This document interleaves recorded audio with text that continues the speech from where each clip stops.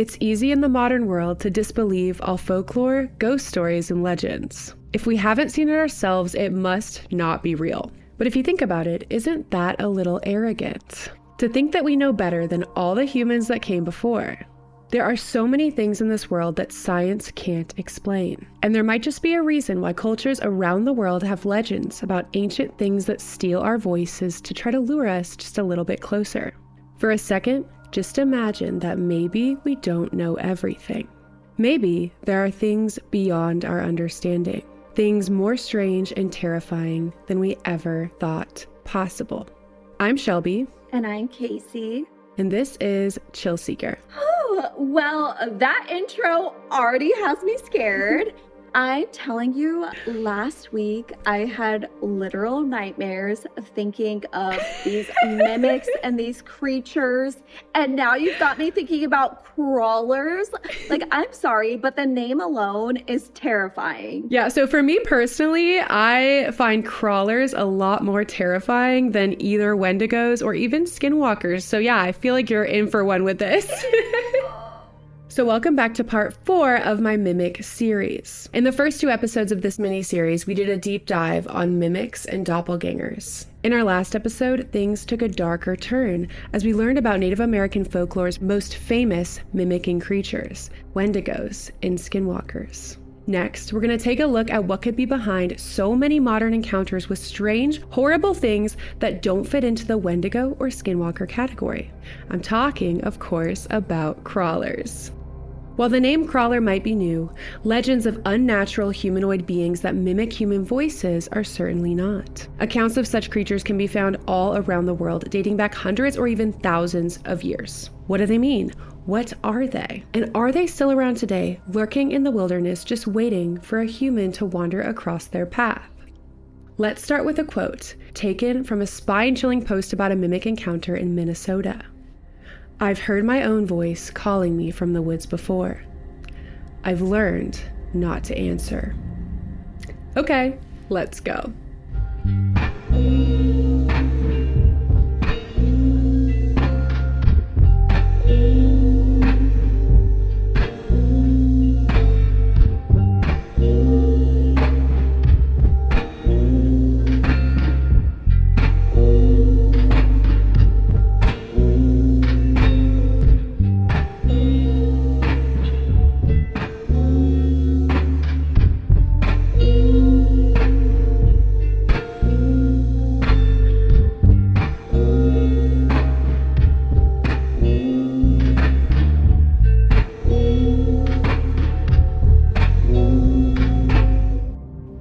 Okay, so Casey, have you heard of what a crawler is? I know I've mentioned it before, but like other than in this podcast, do you know anything about them? Absolutely not. But when I hear the word crawler, it makes me think of this bug. So a few months ago at like 2 a.m., I got up to go pee and I flick on the light to my bathroom and this bug has like 1,000,000 legs and is super fast and it's creeping, crawling all around. It's like scurrying across my floor and I'm terrified. I don't know what to do. I still really have to pee. So I'm like, okay, I guess I'm just gonna risk my life to go pee. And as you know, like I'm not a fan of killing insects or animals or anything. I try to like just get them outside. This was an exception. This motherfucker had to die. And so that's what I'm envisioning when you say the word crawler. So in my head, even though you've said that they're like humanoid, I'm imagining that they just move super fast. Like they are pros at crawling. I mean, yeah. Is that These accurate? are creepy, crawly humans. Oh! So the reason they're called crawlers is because they crawl around on all fours and it's really creepy. But before we talk about what a crawler is, and we're going to dive deep with that, but before that, I'm going to start with a story. And this one takes place pretty close to where I live. Oh! Yeah. Shelby, why would you do this to yourself? I've been thinking of this every time I pull out of my driveway. I'm not kidding. Like this specific story, this has haunted me. Yeah. Okay, I'm It literally ready. describes like my house. It's terrifying. Yeah. No. Okay. So where it takes place is just some hours drive up north, up the coast. in a house, in the forest, up a long gravel driveway with no streetlights, no lights anywhere to be seen, with only the deep, dark Pacific Northwest forest in all directions, towering evergreens that seem to go on forever. The story takes place in northern British Columbia. It's the kind of place where, at night, your world shrinks down to the few feet lit by your headlights, and beyond that, just blackness. It was early fall. The air was already cold enough to see your breath. It was 2 a.m., and the night was absolutely still, as it is in places like this. She was driving with her boyfriend in the passenger seat. Their house was a solid 25 minutes from town, and again, forest in all directions. And because the road was always so dead, no traffic, no cops, no neighbors, they had this weird little habit where they would drive down their driveway without turning their headlights on and only turn them on when they pulled out onto the main road. So they were doing this, a weird little ritual that they both had. But the narrator of our story, she said, looking back, LMAO, not anymore, lights on immediately. Yeah, that is a strange ritual. Especially on like a dark road in the middle of nowhere, like in pitch blackness. I mean, that's terrifying, but I guess they lived there for a long time. They just knew the road really well and just a weird habit. But anyway, they drive down the driveway, gravel crunches under the tires, they pull onto the main road, and she flicks on the headlights. Click. They see it. There's something crouched in the middle of the road. Not an animal, but not a person. It's low to the ground, hairless, pale as bone, hunched like it's ready to pounce. The light hits it and it almost seems like it's starting to glow in this weird way. Remember Girthquake's dying glow stick description of the humanoid encounter he had in Big Bend National Park? How could I forget Girthquake? Remember when he said that it like the light just reflected off it weirdly, like it had some kind of luminescence to it? She said that too. So its head whips around, startled by the sudden flood of light, and then it moves. She said it moved in a jerky, unnatural way, almost like it was glitching. Not walking, not running, something in between. She said it scurried like a spider across the road and into the ditch on the side. Oh, ew, ew. But then, as they're driving, she's just turning, going 10 miles an hour slowly around it, right? But her eyes are just locked onto it. And her and her boyfriend see it start to rise. No. What, are we making some sourdough? So much more evil. Rise? Okay, when you say rise, like what are we talking? It gets up from all fours. So it ran across the road on all fours. It's in the ditch and now it starts to stand up. On two? Like a normal human. Yeah, on two legs. Yeah. So it stands up. And the ditch is 3 feet deep. They know this ditch, right? Okay. But this thing is standing at least 5 feet above the ditch. Like it's taller than their car. Oh my, so this thing is at least 8 foot tall. What the fuck? Yeah. Yeah. Yeah. Its shoulders are hunched. Its arms hang long. And it's leaning just slightly forward and peering at them. Again, the hunch description is so similar to what Girthquake described in our last encounter. It's the same, right? It's standing, but it's got the hunched shoulders. Weird. Very. So then they lock eyes. No. Yeah, this is the worst part. She said, I swear I made eye contact with it. No, it was not watching us drive by. It wasn't looking at the car. It was looking through the window and it was looking right at me. That's what made her stomach twist. Not that it was big, not that it was fast, but that it knew. It knew she was in there. It wasn't watching the car, it was watching her. Whatever it was intelligent and knew that the car wasn't moving itself, she said. It knew that we were inside. And it didn't stop watching. As the car slowly inched forward, she kept her eyes on it. I mean, how could you look away? And it turned its head with her, craning its neck to keep the connection unbroken. Her boyfriend couldn't see it anymore because it was on her side, but she stayed locked in, just staring through the window as it stared back as she slowly pulled forward. It wasn't just a look, it was deliberate. Like, was it like sexual? Like, what was it? Like, deliberate, like didn't want to break eye contact. Like this could be the beginning of a love story. But she leaves her boyfriend for the crawler. The crawler that's in the ditch. Like that's been like pining for her the whole time. That's just been like secretly admiring her. Well, just wait, because this is not the last that they see of this thing. So you know what? It could be totally a secret admirer story. Is this going to be a Hallmark movie? Hallmark and Shudder collab. Oh God. Okay. I would totally watch that. I'll stop talking. What's going to happen next? I know that it's going to be terrifying. So eventually the car pulled forward enough that the creature was out of view, and then she sped up and just got the hell out of there, right? At first, they didn't speak. She kept driving in silence, her hands white-knuckled on the wheel. Her boyfriend finally broke the quiet, but she didn't really hear what he said. Her mind was still back there, in the ditch, under the trees, locked into those eyes. Hallmark movie moment? I was gonna say, what did her boyfriend say? Like, babe, is he the other guy? And she's like, no, don't worry about him. But he's like, but babe, he's 8 foot tall. Like, I'm not even 6 foot. Like, I lied on my hinge. Oh my God. Months passed, but the memory didn't. Then, just before winter, it happened again. He came back, her secret admirer. I wonder if he ever even left. That's a good question. Her boyfriend's parents were visiting. Evening was setting in. One of those quiet dusks where the sky turns blue-gray and it feels like you're in the in-between, like the Twilight Zone. She and his mom stepped out for a smoke on the back deck, about 6 feet off the ground, and the family dog came out with them. They were on the left side of the house, the same side as where they saw the crawler. At first, they just heard a few twigs snapping in the distance. Then the dog started to growl, hackles raised. He lunged so hard they had to grab him and try to keep him from jumping off the deck. Ooh.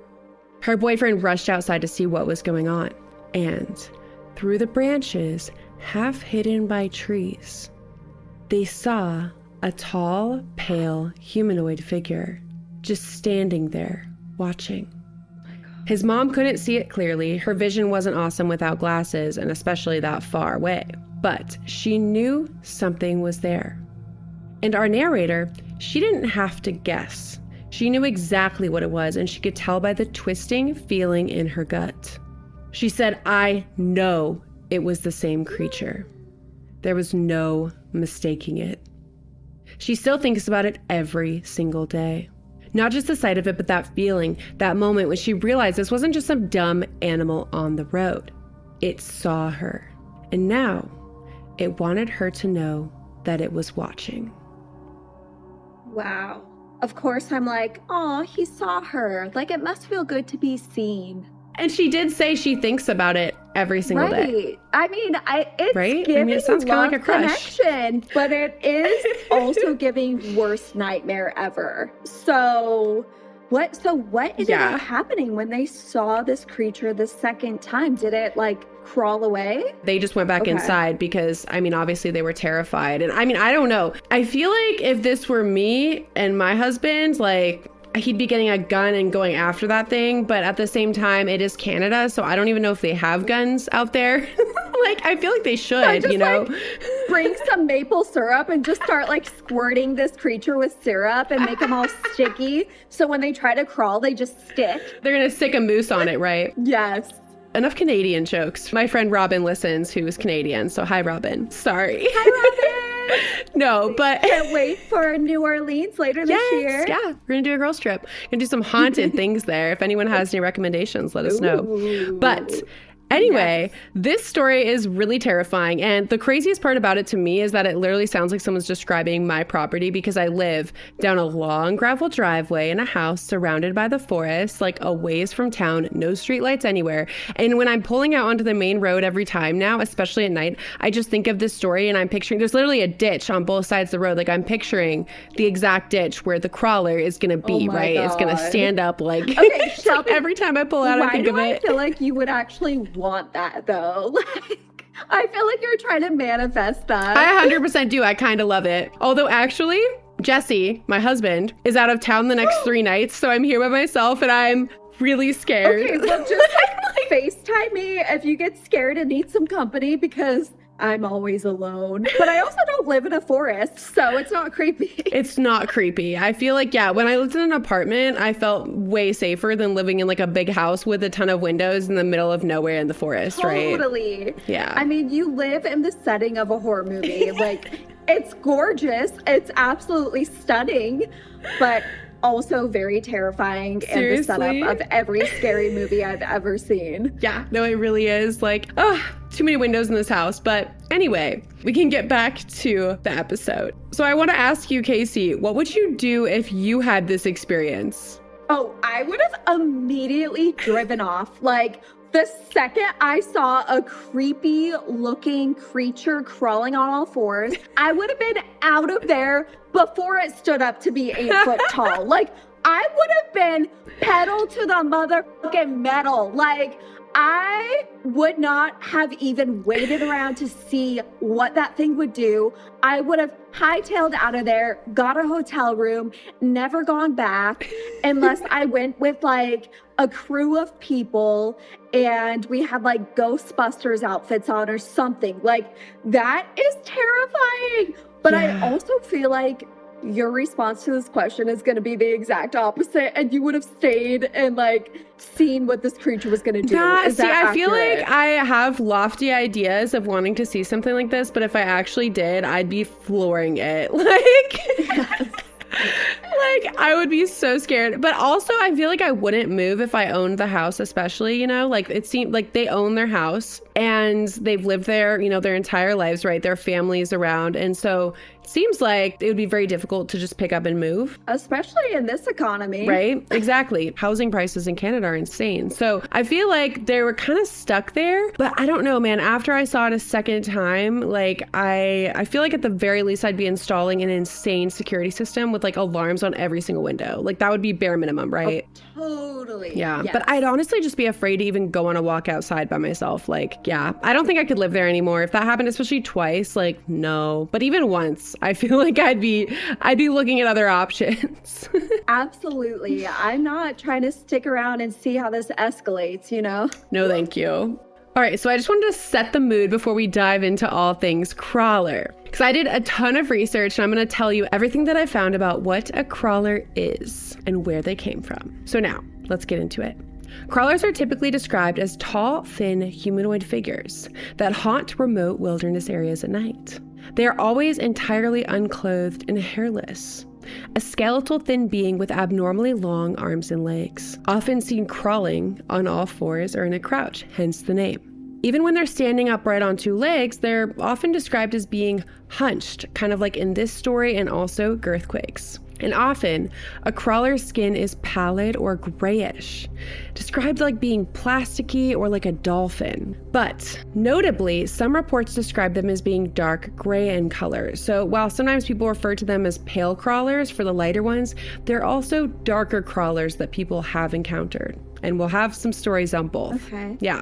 I wonder if it depends on like location or climate or time of day or something. Yeah, I mean, honestly, they appear darker. We'll go through all these stories and you'll have to decide with me if we think this is part of the same phenomenon or totally different beings entirely, right? I mean, people have varied encounters, but the mimicking is kind of this weird, consistent thing that people seem to encounter with both pale crawlers and the darker crawlers. So, I mean, I don't know. The mimicking is the thing that gets me, because the way you describe a crawler sort of to me sounds similar to the alien stories that we've covered, and especially like the Zimbabwe school, that encounter and the way they described this alien, it does sound very similar to the description of a crawler. So I wonder if those are somehow connected, but also I've never heard any alien stories that involve mimicry.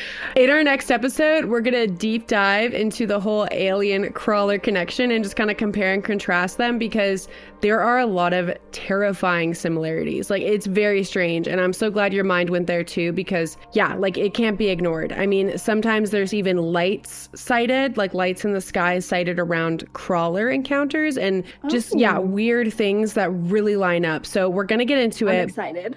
So the head is often oversized. with a gaping or closed mouth.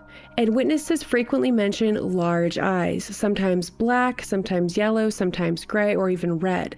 And sometimes they reflect, but other times they're like hollow, gaping holes. Really creepy. So many gaping holes. So many gaping holes. Anyway, in accounts, these entities emit shrill screeches and often mimic human voices to lure unsuspecting people, as we know, right? That's why we're covering them. Pretending to be loved ones are calling out with phrases like "help me" or "I'm lost" in a distorted tone. Terrifying. Yeah. So this sounds horrible and totally crazy. And you're probably wondering how this whole thing got started. Like, where did crawlers even come from, right? Where did this idea start? And that's what I'm going to tell you next.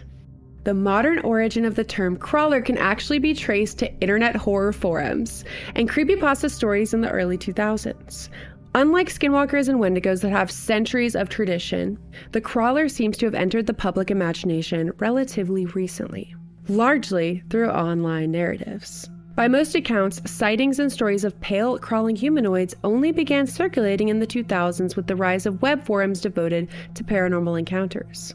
One early influence was The Rake, a 2004-2005 creepypasta story about a bald, pale humanoid creature, which went viral and established the now familiar image of a crawler-like being lurking in the woods. Some people also point to the release of the horror movie The Descent in 2006. So Casey, have you seen The Descent? No, I haven't. Okay, I know I mentioned it before. I know that it would absolutely terrify me.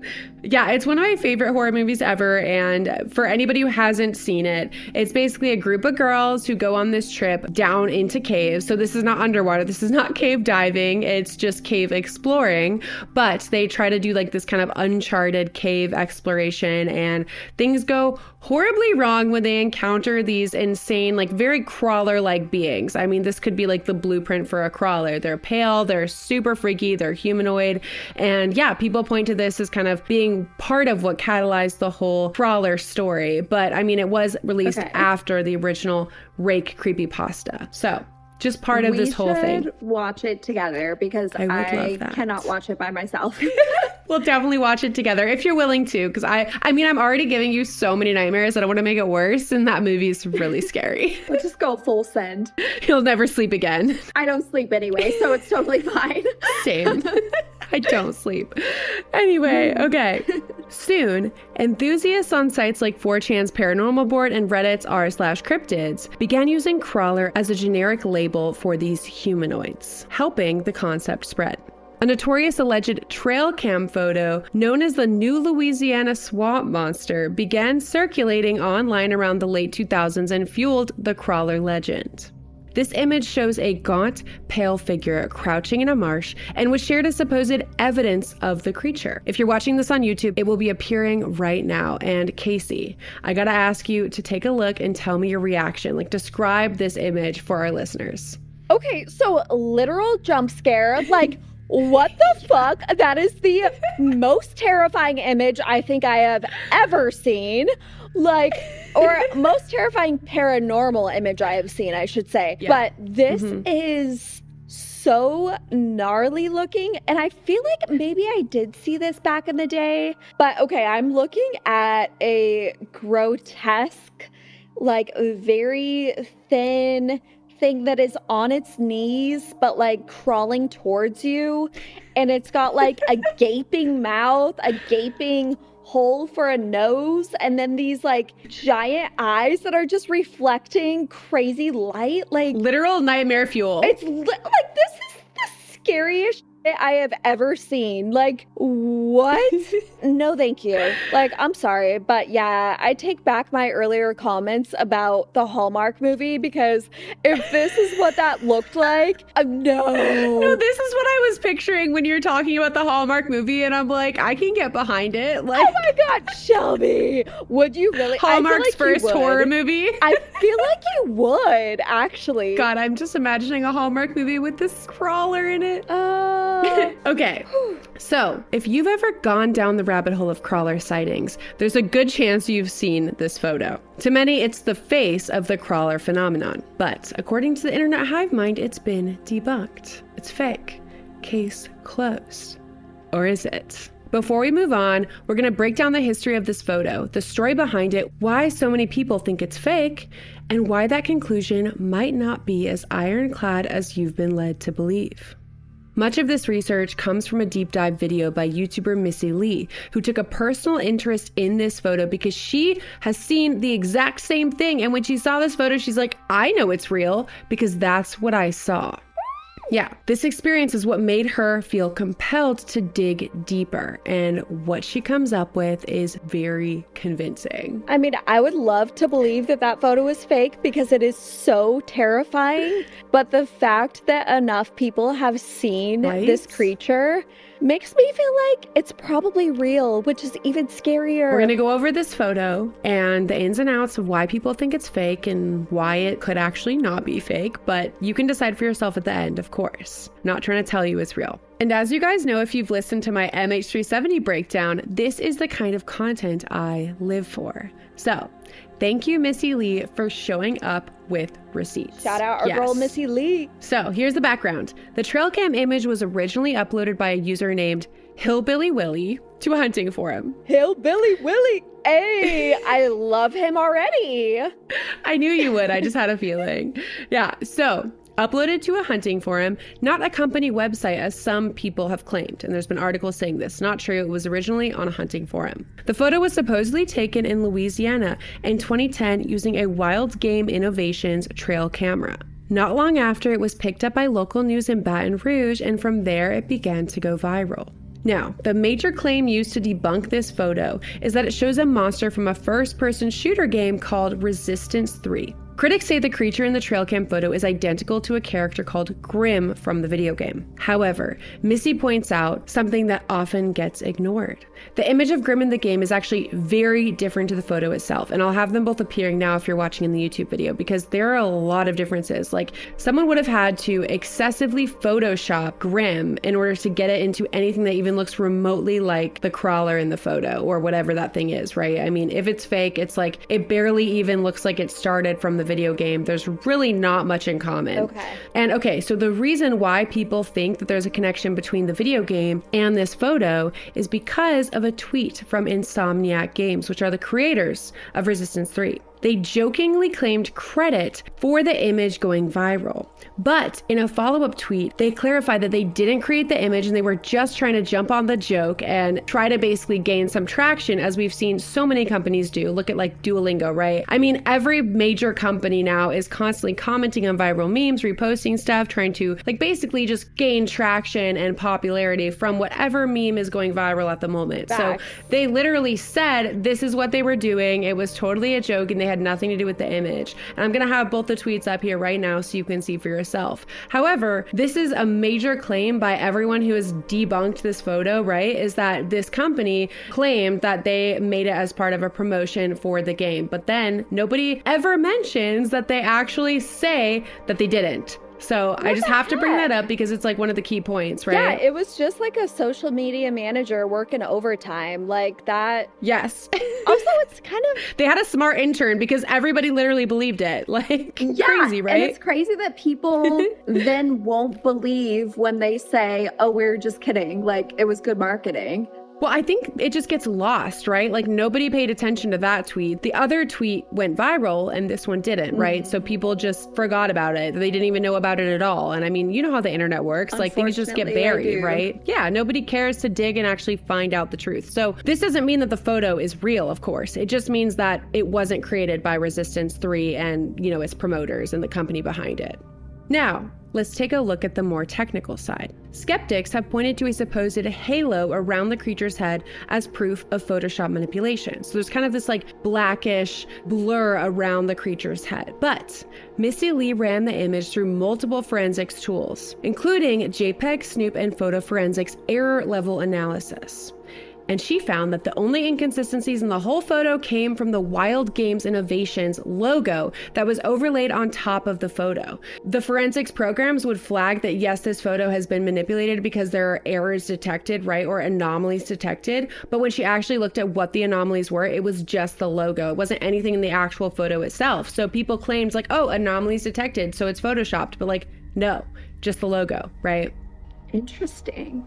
And then when she ran it with the actual photo without the logo, no anomalies detected. So it seems like it hadn't been photoshopped.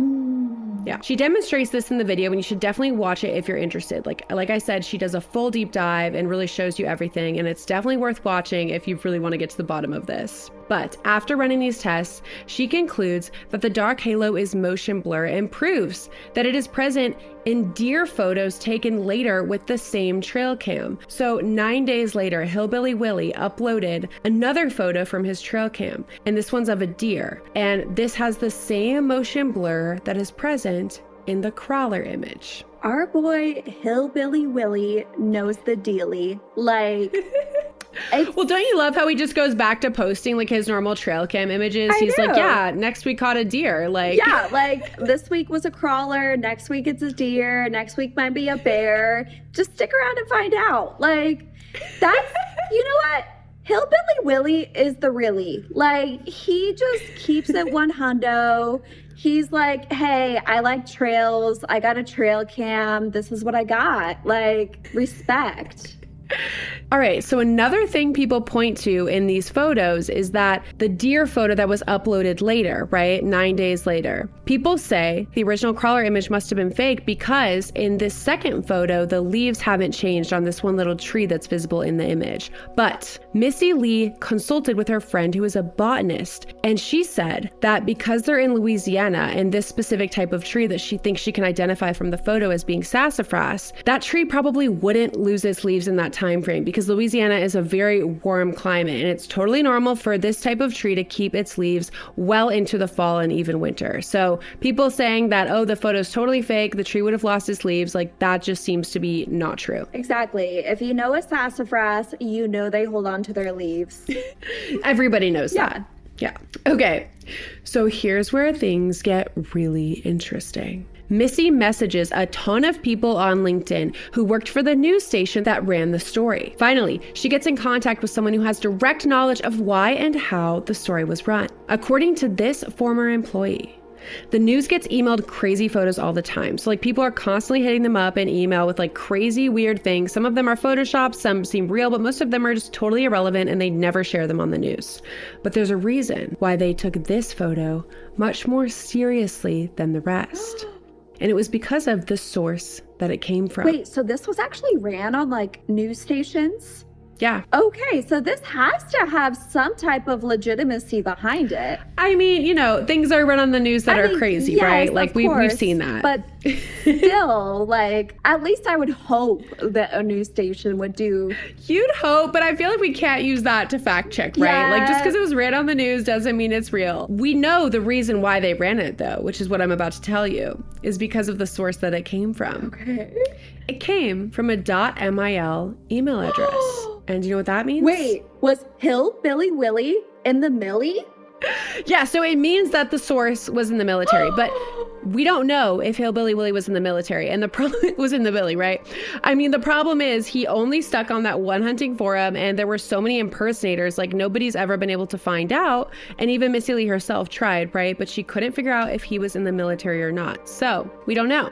But because this came from a military email address, the news station felt like it was credible enough to run the story. And I mean, look, people in the military, I'm sure, still lie all the time, right? Like, I mean, just like they're human, they're not perfect. But it is just, it adds a layer to the story, right? That we still don't know anything about the source of where this photo truly came from. It definitely gives it more credibility, I would think. I mean, yeah, on the one hand, but also on the other hand, it's like, we don't even know if Hillbilly Willie was in the military.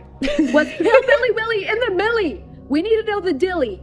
Okay, I'll stop. But like, yeah, that's a good point. But it is kind of reminiscent of the alien stories that we covered where people were in the military and talking about their sightings. So yeah, I mean, I think some people in the military definitely get a glimpse into things that, you know, regular civilians might never find out about, right? Yes.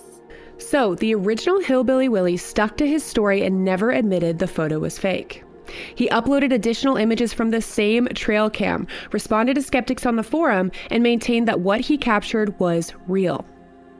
According to Missy, someone even impersonated Willie for a phone interview, claiming to be a Photoshop expert, despite Willie himself saying that he never engaged in any photo manipulation and that the person wasn't him.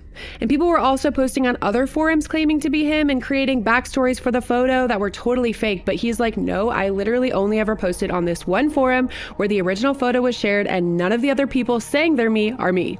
Weird. Why the heck are people trying to impersonate our boy Hillbilly Willie? Like, let Willie live. Rude. Free Willie. Yeah, I mean, it's a viral story and everybody wants a piece of a viral story, right? Like people just come out of the woodwork to try to involve themselves, whether it's like a brand, like the gaming company, or just a random person wanting attention. It's crazy how that happens, but it does.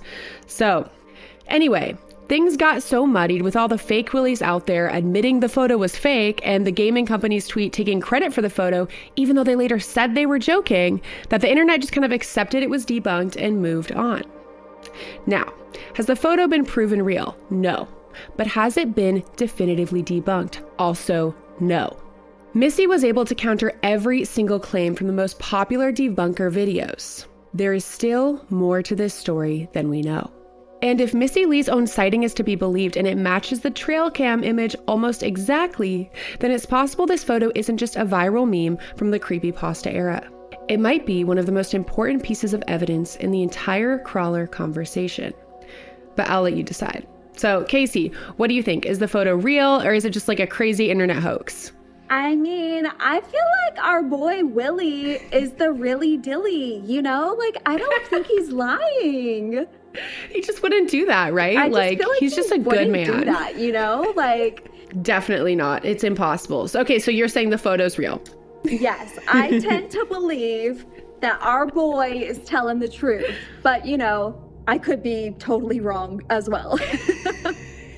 Yeah, I mean, honestly, I don't know what to believe. All I think is that the photo was not debunked. Like, that's what I know for a fact after all my research and this whole deep dive. Like, it was not debunked. So whether it's real, we don't know, but there was no evidence that it was photoshopped, manipulated, created to promote a game. Like, all of that is just lies. So I think that, it could be real. It could be real. And I also just love the captivating aspect of the story that Missy Lee saw this photo and she's like, I saw that thing. And like, I did some deep diving on her too. And she actually has posted a lot of other things about her experience and created like a drawing to show what she saw. And I'll put that in the YouTube video right now. But like, she really is convincing in her claims, at least to me, right? Like, I'm reading her story and I'm like, okay, I feel like she saw something. Of course, I don't know what it was, but she was with her daughter. And when she saw this trail cam photo, she's just like, I have to do some digging because I know that's real. So I love that aspect of the story. I have to give her, again, so much credit for doing this deep dive. And I want to believe, in a way that at least it could be real. Yes, anyway, totally. But before we move on, I want to show you another, much more recent trail cam photo. This one is from a Reddit post of a supposed crawler that was captured on the poster's coworker's trail cam in rural South Carolina about 2 years ago. So Casey, can you pull it up? Yeah, so I just want you to imagine looking outside at night and seeing this. Oh my God. That is terrifying. Okay, so first of all, we've got this like giant face with no neck. It's just head and shoulders. We've got these gaping holes for eyes, a gaping hole for a mouth, and then this like very skinny, lanky body that's sort of in a twerk position. Like, it's giving downward dog. Like, I'm wondering why he's throwing it back like that. Wow, it's like he's like crawling on the floor. Like, okay. Right? But like, not the kind of diva that I would want to spend any time with. No, I would not want to encounter this in a million years. And if I saw that on my trail cam, like, holy shit. But also, in a way, it's less creepy than the other image, because this one is like funny. Yeah, I agree. Because it's just like the body It is funny. It's a little like disarming, It totally is. It's very strange. The booty is up in the air. Yeah. Okay. So anyway, by the way, that photo has not been debunked. Like, of course, it hasn't been proven either. It was posted and it got a lot of traction in that one subreddit, and people were like, this is insane.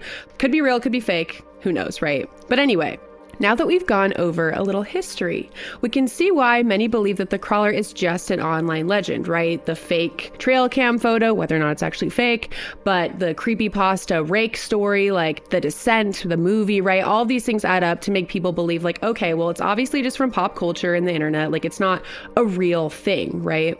And it would make perfect sense if that's what you're thinking. Except, I have to tell you, after doing a serious deep dive, I found the consistency and sheer amount of reported modern sightings absolutely shocking and surprisingly convincing.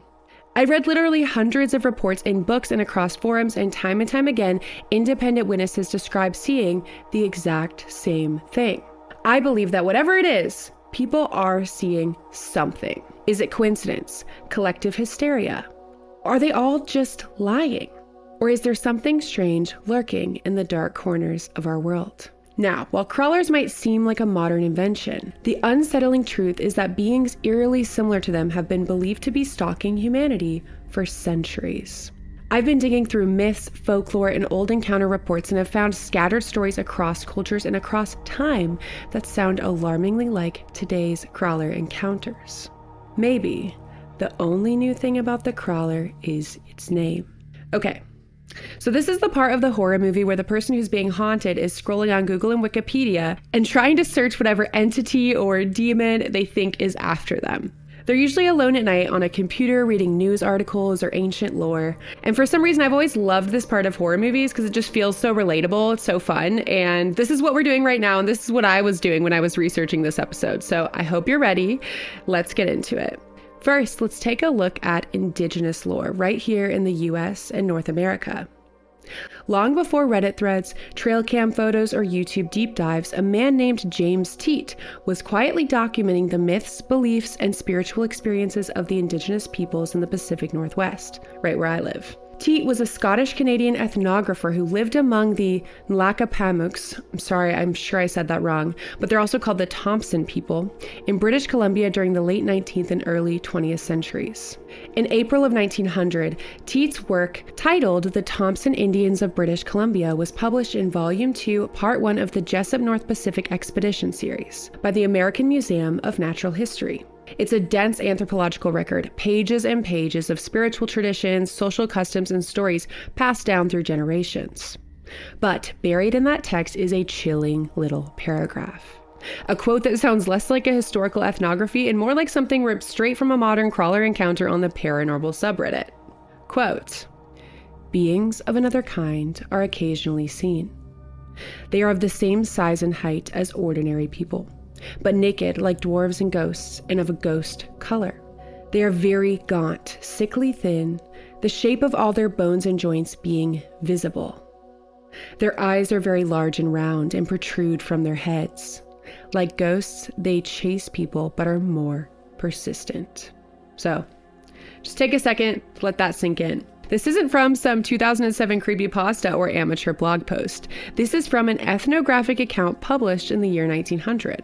The description here is eerily specific: a gaunt, pale humanoid with oversized eyes and skeletal features.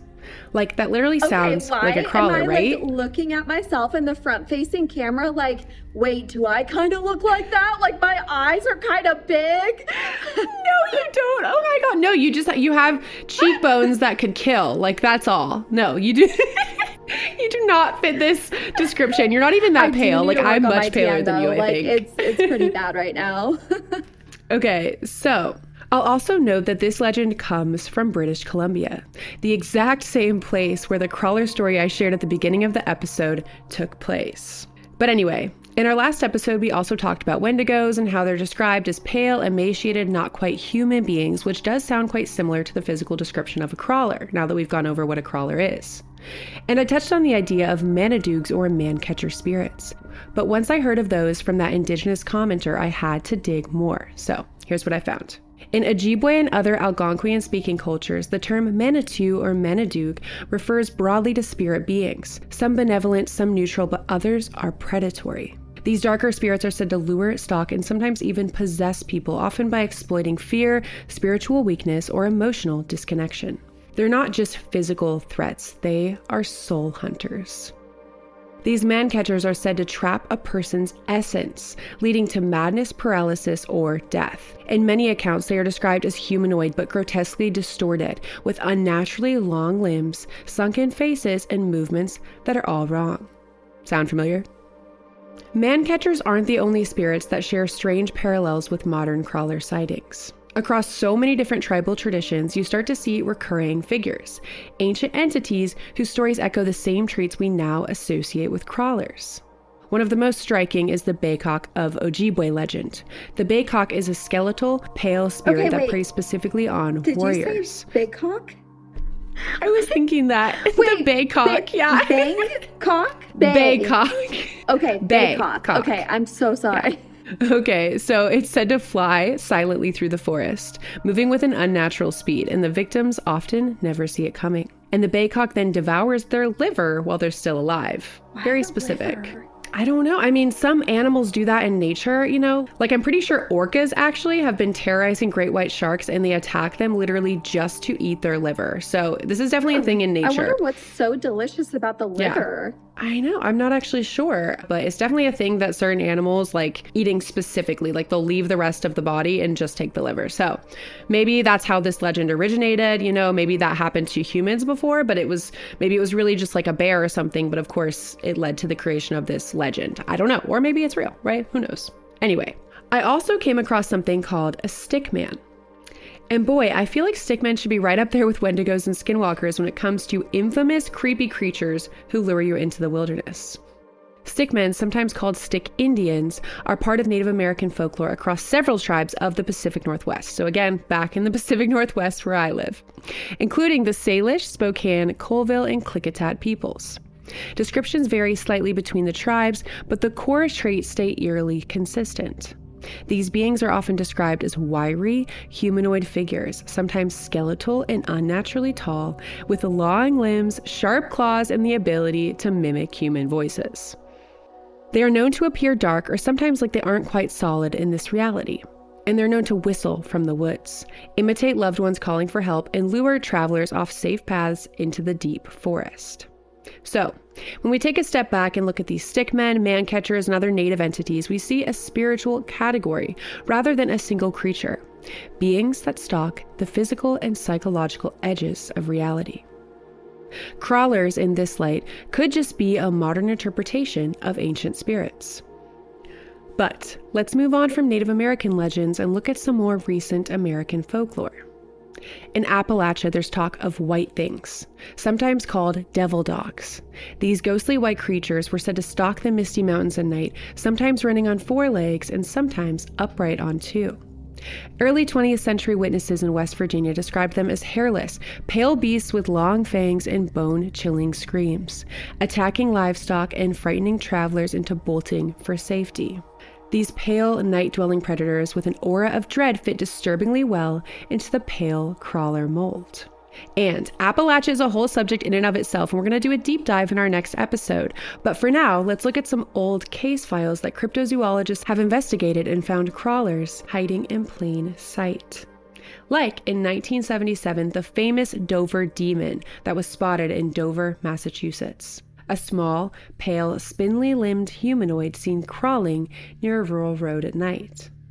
Again, really sounds like a crawler. Like, all of these all sound so similar, and there's just something slightly different from each, but it really makes me wonder if these are all crawlers or all the same thing that was a different name 100 years ago or something. Yeah. All these legends kind of overlap in very interesting ways. And next we're going to actually go around the world and take a look at different cultures. And also, I just want to make it clear, like, throughout my research, I found even many more Native American legends that have a lot of overlap and things all around the world. But for this episode, I just picked out the ones that I felt to be like the most interesting, most relevant, because otherwise it would just be like I'm reading from an encyclopedia, right? But like we're trying to get to the most terrifying legends that really apply to the stories I'm going to be telling you in the next couple episodes to give you some context, right? Yes. Okay, so what about older mythologies from other cultures? We're going to pack our bags and take a trip around the world. Let's start with one of the earliest mentions of mimics out there in a classical Roman text from the 1st century AD. So that's like 2,000 years ago. Pliny the Elder was a Roman author and naturalist who compiled one of the earliest encyclopedias of the ancient world. It covered everything from astronomy to geography to zoology, and it definitely wasn't always accurate, but it's very interesting.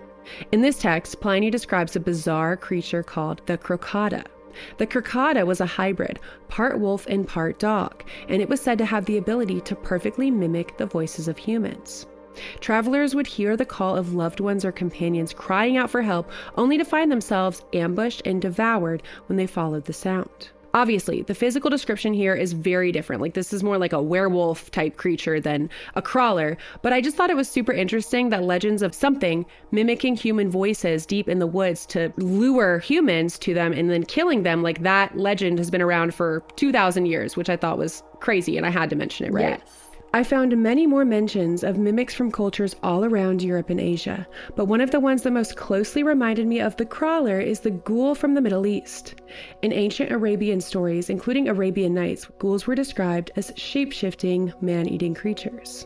They often appeared pale and corpse-like themselves, sometimes even taking on the appearance of a human like a beautiful woman to lure travelers toward them, attacking and then devouring them.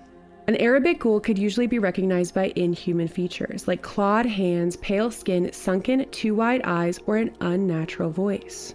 Which really sounds a lot like a crawler, yet again, right? So creepy, so crawly, so prevalent Seriously, throughout history. it's insane. So remember this idea of this thing taking the form of a human and specifically a woman, because this will come up in actually our first story in our next episode. So yeah, remember that. Oof. I'm already nervous. I know, right? Okay, so next I want to mention an even creepier entity. Filipino mythology gives us the tiyanak, a creature that takes the form of a crying infant to lure unsuspecting victims closer. Once approached... Oh my God, that's I know. terrifying. Right? Yeah. A crying infant? Yes. Oh my God. Yes, you hear a baby crying in the woods, you approach it, but it's not a baby at all. Something much worse. So this is actually super interesting to me because it comes up in another story, like a longer story I'm going to tell you. And I don't know if it's the next episode or the one after that, but it's going to be terrifying. This one is actually one of my favorite ones in the whole series because it has so many different layers to the encounters that this one family experiences. And it's in Appalachia, which is also cool because there's so much going on there supernaturally, right? It's like a paranormal hotspot. But yeah, this one is extra terrifying just because of the whole baby thing. Like, what? Leave babies out of this. Like, please. Like, so scary. babies are supposed to be pure and beautiful, and the fact that an evil spirit would pretend to be a baby is pretty fucked up. I know. So of course, if you approach this crying infant, it actually is a demon or demon-like creature, and it will attack you and again devour you. So yeah, if you hear a baby crying in the woods, I mean, what if it's a real baby? I guess like you don't want to leave it there, but at the same time, be careful. Another thing I want you to keep in mind is the Buddhist tradition of hungry ghosts. Once human spirits cursed with an endless, ravenous hunger, their bodies twisted, pale, and emaciated, just like the crawler. And keep this one in mind too, because we have another story where hungry ghosts make an appearance. I want to emphasize again that there are so many other shape-shifting, mimicking legends around the world than what I shared with you today. I didn't mention every single one for the sake of time, but the point is, this idea is not new. After binging on lore this episode, I think it's become clear that long before the internet gave us creepypastas, ancient peoples were already warning their children about the humanoid things lurking just beyond the firelight. Whether it was the Stickmen of the Pacific Northwest, the ghoul of the Arabian desert, or the hungry ghost of Asian tradition, every culture has its own version of something almost human but not. Something that mimics us, that baits us with voices we trust and waits in the wilderness for the right moment to strike. So ask yourself, if these stories are just myths, then why do they keep repeating? Why do people across the world describe the same thing creeping at the edge of the woods year after year and generation after generation? I'm not so sure if I believe that the crawler is just some fake modern internet invention. Maybe it's the newest name for something that has been plaguing humanity for centuries. And if that's the case, then what is it really and where is it coming from?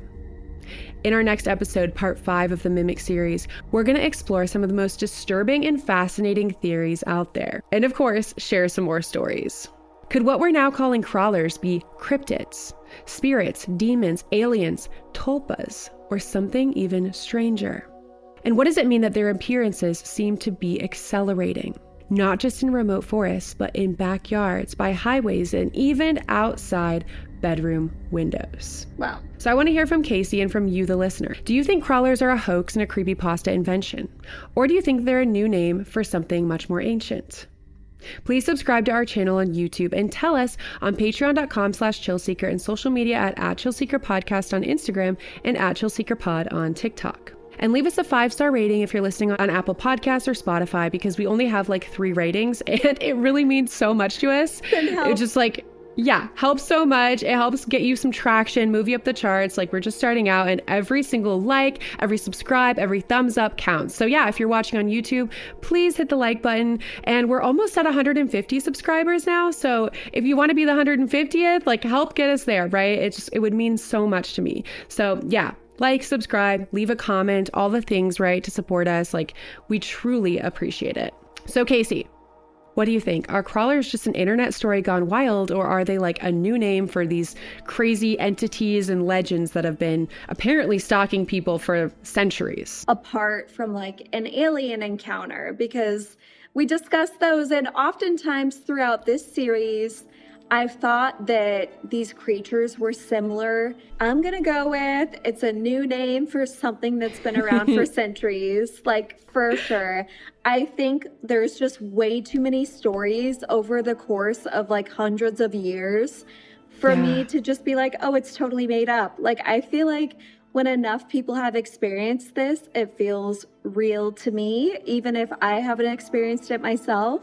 The creepiest part about it to me is the mimicry of the voices. Like, that to me is absolutely terrifying, and what sets these apart from like an alien encounter, because now that I'm reflecting, they definitely seem scarier and sinister, whereas aliens to me don't really feel that way. To be fair, Casey, I haven't shared with you some of the worst alien abduction stories that have apparently happened, which we're gonna do so many more alien episodes and UFOs, NHI, whatever you want to call it, right? But I am obsessed, and I've read so many, and they're not all good. Like, I shared with you some of the ones I found to be the most credible, right? But like, they're not even close to the most terrifying.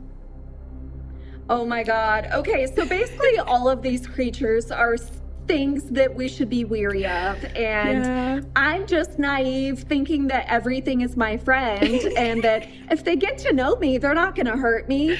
But they're too nice. Like, they'll like you, right? Like, they have to.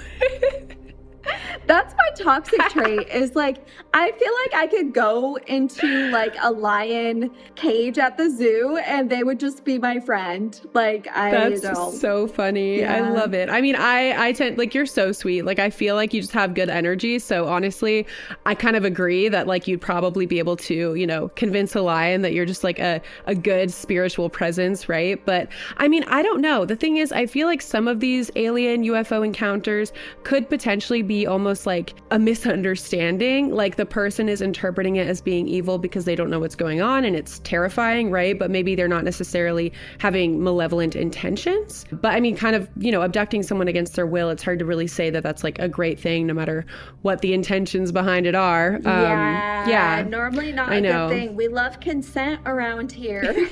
Yeah, no, I mean, there are some crazy, terrifying abduction stories that honestly rival crawler encounters a lot. Oh gosh. Okay. Yeah. So now I'm gonna be scared about aliens when before I thought they were my friend. You know, I mean, I wouldn't go so far as to say they're evil. And perhaps, like we've talked about again and again, maybe they're not all evil or all good. Maybe there are different types of, creatures or entities out there that have different intentions.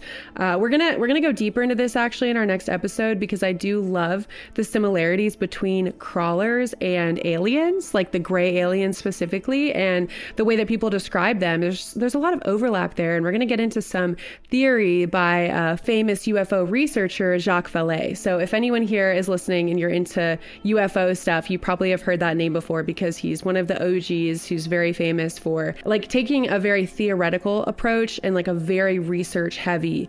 He writes books that are super dense but fascinating. I've listened to a couple on audiobooks. So I'm going to be bringing some of that into our next discussion about the overlaps between these weird crawler encounters and alien encounters. So I can't wait for that. I can't wait. I'm excited. All right. Well, stay tuned and stay out of the dark. We'll see you next time on Chill Seeker. Bye.